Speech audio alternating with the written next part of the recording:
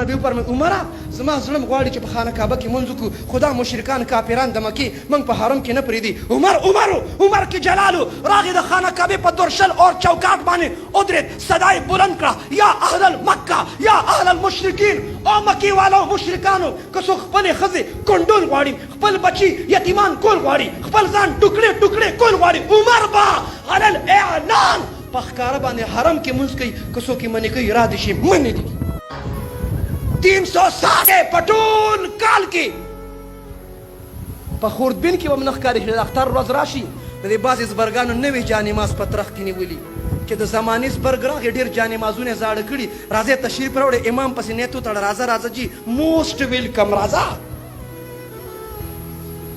راشه مونځ وګوره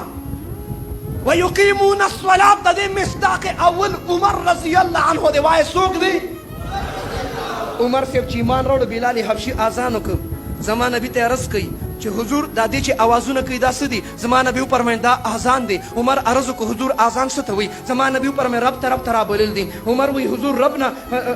رابلل څه مطلب دی وایي مونځ دی عمر وایي حضور مونځ څه ته وایي زما نبي وفرمایل مونځ د الله تعالی حکم دی عمر وایي ښه چې مونځ د الله تعالی حکم دی ته چپکې کیوں دا مونځ په پټه ولې کوو دا مونځ په خانه کعبه کې ولې نه کوو زما نبي وفرمایل عمره زما زړه غواړي چې په خانه کعبه کې مونځ وکړو خدا مشرکان کافران د مکې موږ په حرم کې نه پرېږدي عمر کې جلالو راغی د خانه کعبې په درشل اور چوکاټ باندې ودرېد صدا یې بلند کړه یا اهل المکه یا اهل المشرکین او مکې والو مشرکانو که څوک خپلې ښځې کنډول غواړي خپل بچي یتیمان کول غواړي خپل ځان ټوکړې ټوکړې کول غواړي عمر به علی الاعلان په ښکاره باندې حرم کې مونځ کوي که څوک یې منې کوي را دې شي منې دي ویقیمون الصلاة د دې مصداق اول په امت کې عمر رضی الله عنه وایي څوک دی اولی بنی مصلی رسول دی مصلی رسول دی په مصلی باندې مونځ کو مسجد نبوي دی شهر مدینه د پیغمبر منبر سره خوا کې سحر جمع ته مخکې شو قرت یې شروع که توجه کله چې قرت شروع که مونځ ته ولاړ دی پهله سب کې ابو لؤلؤ فیروزي داریدار خنجر را مخکې شو عمر صاحب په خنجر باندې و عمر صاحب لړکړه ته چې راپرېوته نه عبدالرحمن ابن عوف او شاته نور صحابه هغې راوچته چې کله یې راوچته عمر صاحب اواز وکړه عبدالرحمن ما پرېږدوه زه دومره قیمتي نه یم څومره چې مونځ قیمتي دی پهله مونځ پوره که بیا به ګورو ما او تا چې معمولي درد تکلیف راشي موږ وایي قضا به بیا راوړو که نه خیر دی فدیه به بیا ورکړو که نه خیر دی عمر هغه عمرو وینې ته روانې دي ورته وایي ما یو طرف ته کې تاسو مونځ پوره کې ومما وګوره ومما رزقناهم ينفقون د متقینو دریم صفت دا دی چې د الله په لار کې خرج کوي بې درې خرج کوي کم خرج کوي بیا وایي چې ما دا بې درې کم ځای راکړو وګوره جلالین شریف وګوره جلالین بابا وګوره خرج نفلي خرج صدقات مسجد مدرسه خانقاه تبلیغي مرکز جوړول غواړي که نه غواړي فقراو مسکینانو باندې خرج پکار دی که نه دی پکار راځئ ومما رزقناهم ينفقون ومما د هغه مال نه رزقناهم الله چې موږ ورکړي هم دوی ته ينفقون خرج کوي بې درې خرج کوي د دې خرج مصداق اول په امت کې تم خرج کې زم خرج کوم تاسو ټول به خرج کوئ لیکن په اعلای کلمت الله د پر د الله په دین باندې په خرج کې د دې مصداق اول وایي عثماني غني دی څوک دی اولی بني غني اسې غني نه عثماني غني اسې غني نه یو صحابي راغی حضور ما باندې قرضه را تعاون را سره وکړه بیت المال ته لاړ شه واپس راغی جي بیت المال کې څه نشته رسول الله صلی الله علیه وسلم فرمایل صحابي ته لاړ شه د عثمان دروازه وډبوه ابه د سره تعاون کې لاړ چې د عثمان دروازې ډبوله نو چې د دروازې سره غوږ کېښود نو د عثمان رضی الله خپلې ښځې سره جګړه وه جنګ یې ما زه شکر دی خبره ناشنا نه ده دا جنگ په هغه دور کې مو په دې دور کې مو لیکن آج میاں بیوی جو لڑتے ہیں نن چې ښځه خاوند جنګېږي هلته چې هغې جګړه کوله هغه ټیسټ میچ و دا اوس خو فاینل میچونه وي اوس خو سم عجیبه کار وي د خواښې پکې خپل رول وي د واده د هلک خپل رول وي د دلهن پکې خپل رول وي او سخر کاکا پکې خپل رول وي دا به حیثیت امپایر پکې ځي راځي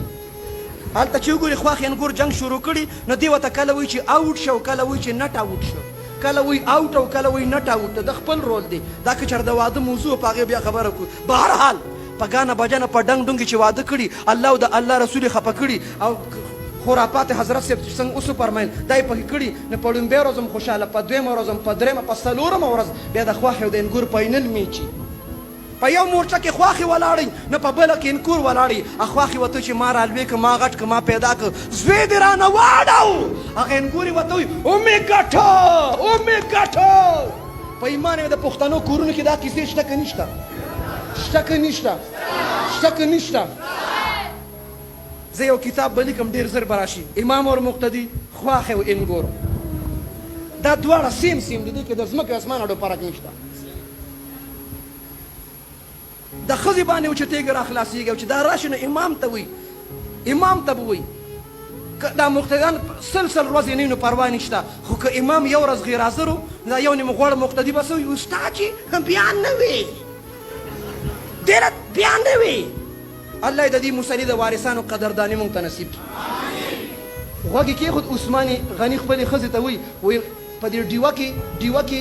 لاټین کې چې دا باطي ډېر اوچتی نو تیل ډېر خرچ کېږي او کله چې دا باطي پکې ښکته پرېږدي تیل کم خرچېږي نو عثمان غني ښځې ته وایي دا باطي ښکته ساته چې تیل ډېر نه خرچېږي همداسې ده